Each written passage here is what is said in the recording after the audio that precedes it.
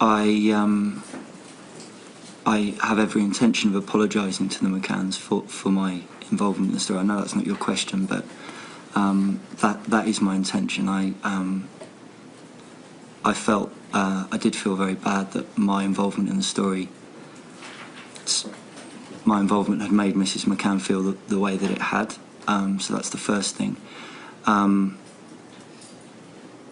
Why was it the wrong decision to publish? Because they didn't have the permission to. They didn't have Mrs. McCann's permission to publish that story.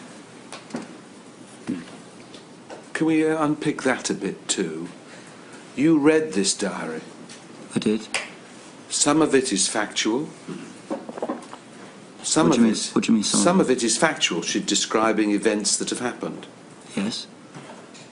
But it's also an intensely personal document. Yes. As you read it for the first time,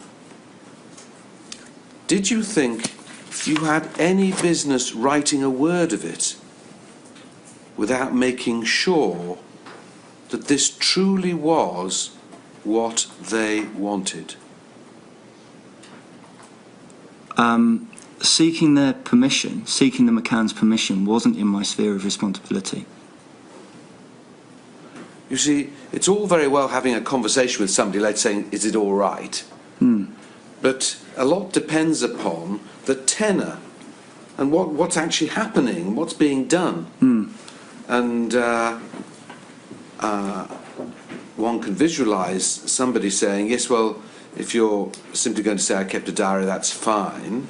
Sure. But to reveal the most intimate moments may actually give rise to other considerations which require rather more careful consent.